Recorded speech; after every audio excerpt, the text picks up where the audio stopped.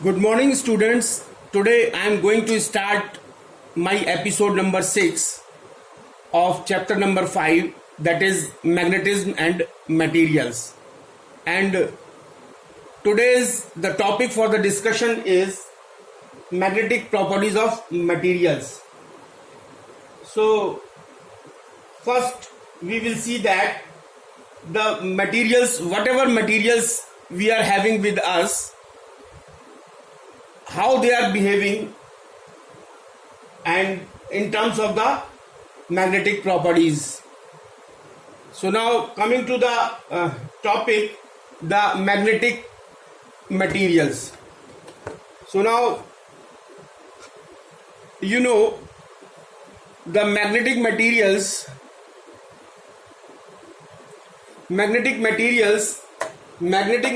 can be classified into three categories. Magnetic materials can be classified into three categories, that is diamagnetic materials, paramagnetic materials and ferromagnetic materials. So we will understand the exact definition of the diamagnetic materials, paramagnetic materials and ferromagnetic materials. So how they are behaving. So what are the diamagnetic materials? So diamagnetic materials कौन से होते हैं?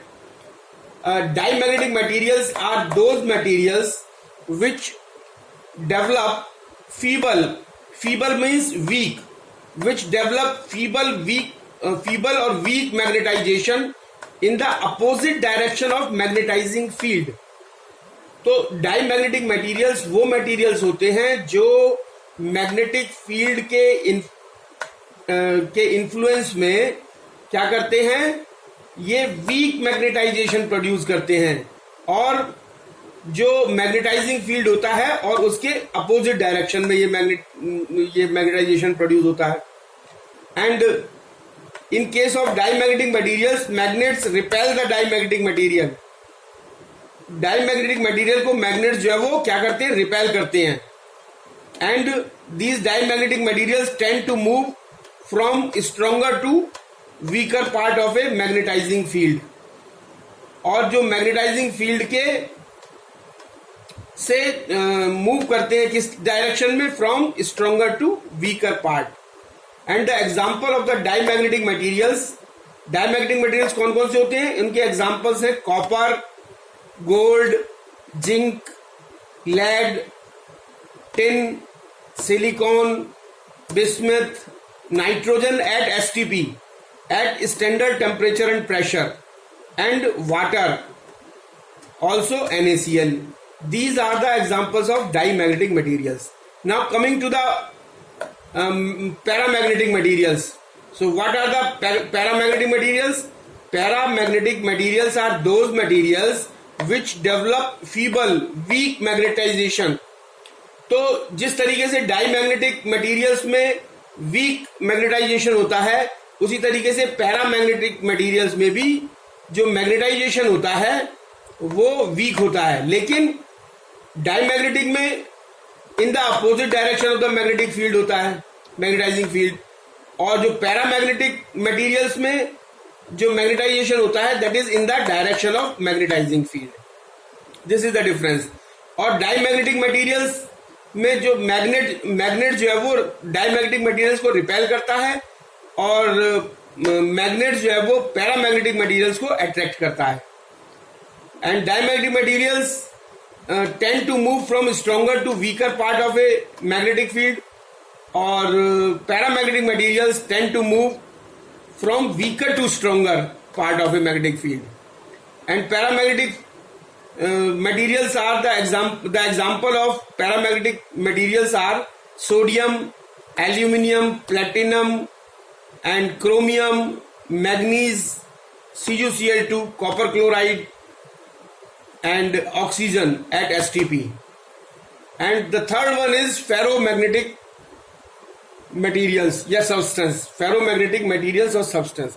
Ferromagnetic materials are those materials which develop strong magnetization in the direction of magnetizing field. इसमें जो magnetization होता है ferromagnetic materials में, वो स्ट्रॉन्ग मैग्नेटाइजेशन प्रोड्यूस होता है in the direction of magnetizing field. और फेरोमैग्नेटिक मटेरियल्स को मैग्नेट्स जो है वो अट्रैक्ट करते हैं.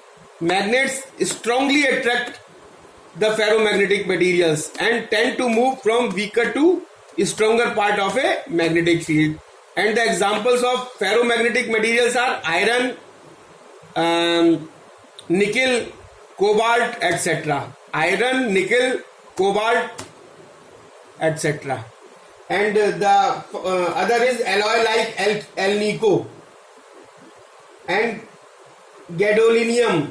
Gadolinium and alnico, alloy like alnico are the examples of ferromagnetic materials. So the next topic is origin of diamagnetism. Diamagnetism का origin कैसे हुआ और explanation of diamagnetic material, यानी diamagnetic material का explanation या origin of diamagnetism. So as we know that in atoms some materials like in atoms of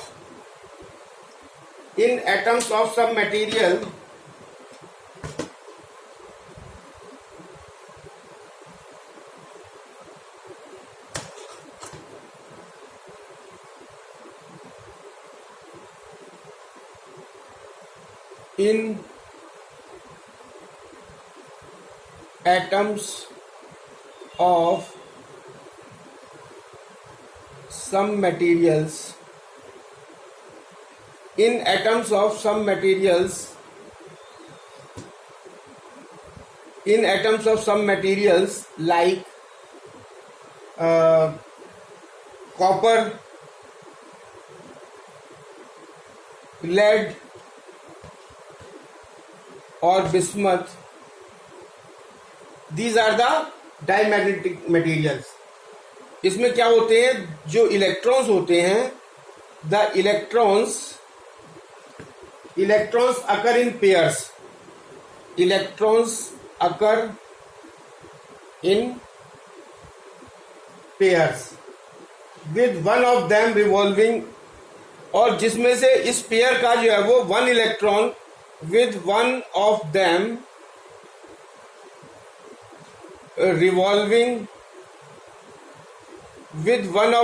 revolving clockwise, एक उसमें से क्लॉकवाइज रिवॉल्व करता है, और जो पेयर का जो दूसरा जो इलेक्ट्रॉन है and other anti clockwise.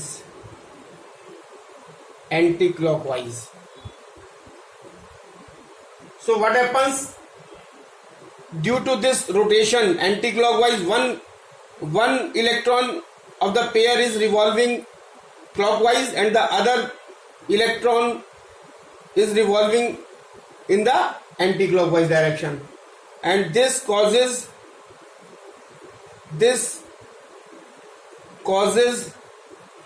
the angular momentum. इससे क्या होता है कि इलेक्ट्रॉन्स में जो पेयर में this causes the angular momentum of pairs of electrons.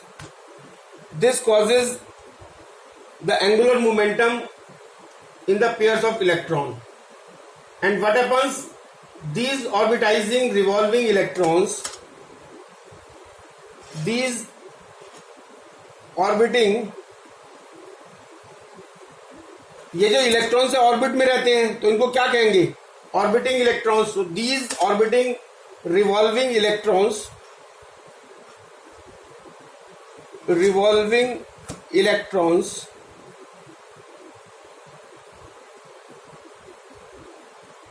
behave as a current carrying loop.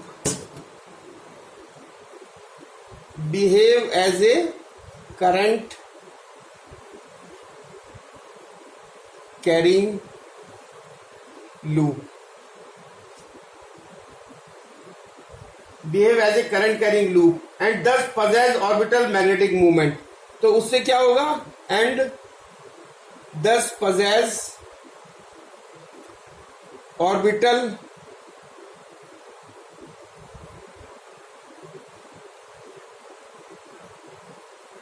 Orbital magnetic movement.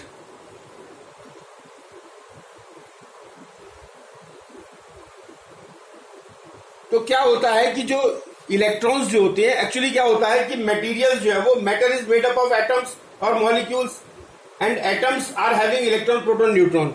So what happens, atoms जो materials होता है, जो भी मैग्नेटिक मटेरियल है, जैसे we are talking about the diamagnetic materials.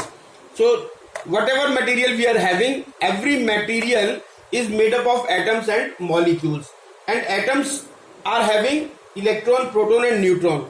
But in atoms of some materials like copper, lead, bismuth, the electrons occur in pair, with one of them revolving clockwise and the other revolving anti-clockwise. तो इस anti-clockwise clockwise revolution से this causes the angular momentum, angular momentum पैदा हो जाता है।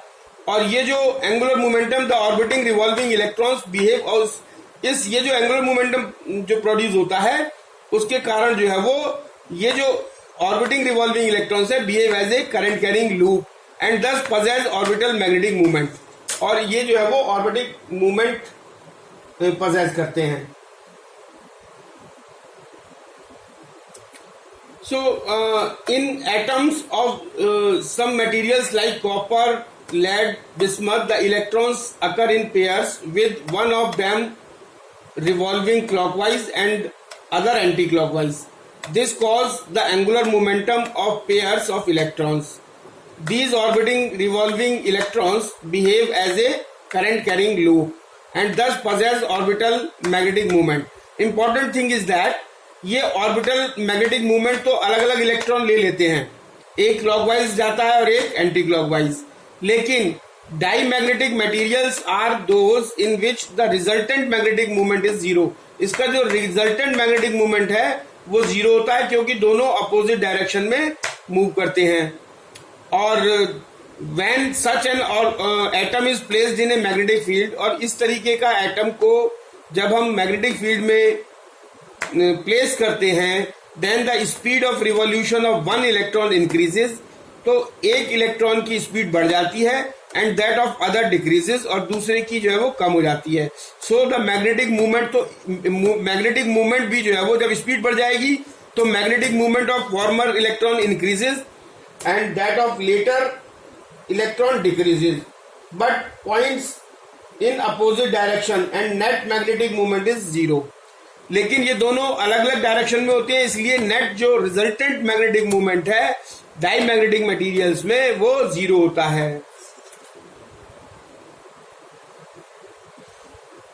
So and that of the latter, अच्छा, जो एक इलेक्ट्रॉन का जो स्पीड है वो इंक्रीज कर जाती है और जो दूसरे इलेक्ट्रॉन की जो स्पीड है वो कम हो जाती है, but point in opposite direction and net magnetic movement become zero, और उसका नेट मैग्नेटिक मूवमेंट जो है वो जीरो हो जाता है in accordance with Lenz's law. Thus the material develops a net magnetic movement in direction opposite to that of the applied magnetic force, external magnetic force, and hence repulsion takes place. So now this is a figure, this is a bar of dimagnetic material, this is a bar of dimagnetic material which is placed in a external magnetic field. This is a external magnetic field, and this figure, from this figure we can conclude that first point, the magnetic field lines are repelled, इसमें क्या magnetic field lines जो है वो repel हो रही हैं, और दूसरा the magnetic field inside the material, this diamagnetic material is reduced. तो जब मैग्नेटिक फील्ड लाइंस रिपेल होंगी, दूर जाएंगी, तो इसके अंदर जो मैग्नेटिक फील्ड होगा that will be reduced. So this is the origin of diamagnetism. So the next point is superconductors. Actually this superconductors comes under the category of dimagnetic materials। तो superconductors क्या होते हैं? ये dimagnetic materials ही होते हैं, and superconductors are the example of dimagnetic materials। यानी superconductors क्या होते हैं? ये dimagnetic materials होते हैं और स्पेशली metals होते हैं, और इस metals को जब हम कूल कर देते हैं at a very low temperature तक, यानी metals को जब हम कूल कर दें अगर लो टेम्परेचर तक, तो ये क्या करते हैं, दीज मेटल्स जो है वो show perfect conductivity and perfect diamagnetism. तो इसमें जो है ना प्रॉपर्टी कौन सी आ जाती है, परफेक्ट कंडक्टिविटी आ जाती है और परफेक्ट डाईमैग्नेटिज्म आ जाती है। और इस इफेक्ट को, this phenomena is known as Meissner effect. ये जो सुपर कंडक्टर को बनाने का जो फिनोमेना है उसको हम कहते हैं मीसनर इफेक्ट, MEISSNER इफेक्ट। और इसके यूज, सुपर कंडक्टर कहाँ यूज होता है, superconductors are used in fast moving trains. So now the next topic is explanation और द ओरिजिन ऑफ पैरामैग्नेटिज्म, यानी पैरामैग्नेटिज्म का ओरिजिन कैसे हुआ। As we know that in paramagnetic material, paramagnetic material में क्या होता है, द इंडिविजुअल एटम, मॉलिक्यूल्स और ions possess a permanent magnetic dipole movement of their own। Paramagnetic जो मटेरियल्स हैं उस मटेरियल्स में क्या होता है कि जो एक एटम्स या मॉलिक्यूल्स या आयंस जो होता है वो एक उसके पास परमानेंट मैग्नेटिक डाइपोल मूवमेंट होता है। तो अब इसको जो परमानेंट मैग्नेटिक डाइपोल मूवमेंट होने के बाद जब इसको, इसके दो केसेस बनते हैं। First cases in case of absence of external magnetic field, अगर कोई एक्सटर्नल मैग्नेटिक फील्ड नहीं लगा हुआ है तो जो पैरामैग्नेटिक मटेरियल्स होते हैं वो इस टाइप से होते हैं। ये जो इसका जो हर एटम्स या मॉलिक्यूल्स या आयंस है वो जो है वो एक permanent magnetic dipole movement possess किया हुआ है। तो और इसमें जो है वो जो एटॉमिक जो डाइपोल्स हैं दे आर रैंडमली ओरिएंटेड। इसकी डायरेक्शन इधर है, इसकी इधर है, इसकी इधर है, इसकी इधर है, इसकी इधर, means they are not arranged in a systematic manner but they are arranged in a random manner. So atomic dipoles are randomly oriented. This is the case when the external magnetic field is absent. So उस समय क्या होगा, atomic dipoles are randomly oriented as shown in the figure। और जब ऐसा होगा, randomly oriented होंगे atomic dipole, तो क्या होगा कि this causes the magnetization zero। इस समय magnetization zero होगा। This is the case when there is no external magnetic field due to the random orientation of the atomic dipoles, there is no magnetization। और second case है in case of presence of external magnetic field। अब अगर कोई external magnetic field अगर रहता है और तब हम इस पैरामैग्नेटिक मटेरियल को उस एक्सटर्नल मैग्नेटिक फील्ड में प्लेस करते हैं, देन व्हाट विल हैपन, तो क्या होगा, जितने भी एटॉमिक डाइपोल्स हैं, जितने भी एटॉमिक डाइपोल्स होंगे दे आर अलाइंड, वो अलाइंड हो जाते हैं और ओरिएंट हो जाते हैं किधर, इन the direction of the external magnetic field. यानी जब हम किसी एक्सटर्नल मैग्नेटिक फील्ड में पैरामैग्नेटिक मटेरियल्स को प्लेस करते हैं तो उसके जो रैंडमली अरेंज्ड एटॉमिक डाइपोल्स हैं वो मैग्नेटिक फील्ड, जो एक्सटर्नल मैग्नेटिक फील्ड है उसकी डायरेक्शन में अलाइंड हो जाते हैं या ओरिएंटेड हो जाते हैं। और दिस कॉजेज वीक मैग्नेटाइजेशन, इससे जो है ना वीक मैग्नेटाइजेशन प्रोड्यूस हो जाता है। And this figure shows A bar paramagnetic material, this is a bar of paramagnetic material and this is placed in A magnetic field. इसको किसी मैग्नेटिक फील्ड में हमने इसको रख दिया है। तो क्या होता है, the magnetic field lines gets concentrated inside the material. तो क्या होगा, जो ये जो मैग्नेटिक फील्ड लाइंस हैं ये कंसंट्रेट हो जाती हैं, gets concentrated inside the material. इस मटेरियल के अंदर जो है वो ये जो मैग्नेटिक फील्ड लाइंस है कंसंट्रेटेड हो जाती हैं and the magnetic field inside the paramagnetic material. तो उसमें क्या होगा कि magnetic field inside the paramagnetic material is enhanced और increased.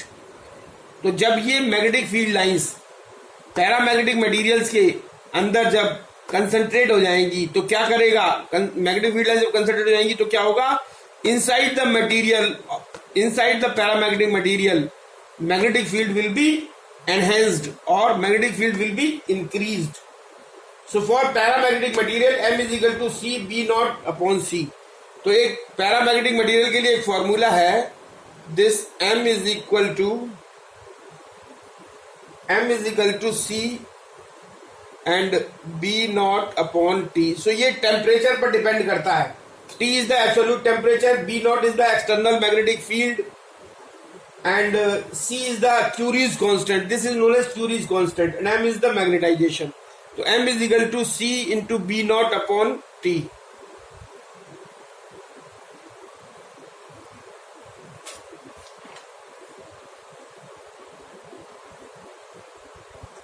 So now the explanation or origin of ferromagnetism. Here individual atoms, molecules, ions has a dipole moment same as in case of a paramagnetic materials, but they align. The difference क्या होता है दोनों में, paramagnetic में, ferromagnetic में, magnetic materials में, कि इन ferromagnetic materials ये जो परमानेंट जो एटम्स एटॉमिक डाइपोल होते हैं वो they align themselves spontaneously in a common direction when placed in a external magnetic field. In ferromagnetic materials, the magnetic field lines are highly concentrated. अब एक case ऐसा produce होता है कि अगर हम ये जो एक्सटर्नल मैग्नेटिक फील्ड को रिमूव कर लें तो क्या होता है, उसमें कुछ फेरोमैग्नेटिक मटेरियल ऐसे होते हैं जो जिसमें मैग्नेटाइजेशन परसिस्ट कर जाता है, जैसे आयरन, निकेल, कोबाल्ट, ये एक्सेट्रा. और कुछ फेरोमैग्नेटिक मटेरियल्स ऐसे होते हैं जिसमें मैग्नेटाइजेशन डिसअपियर्स हो जाता है after the removal of magnetic field, external magnetic field, and the example is soft iron. So this is end of the topic, end of the session. Thank you very much.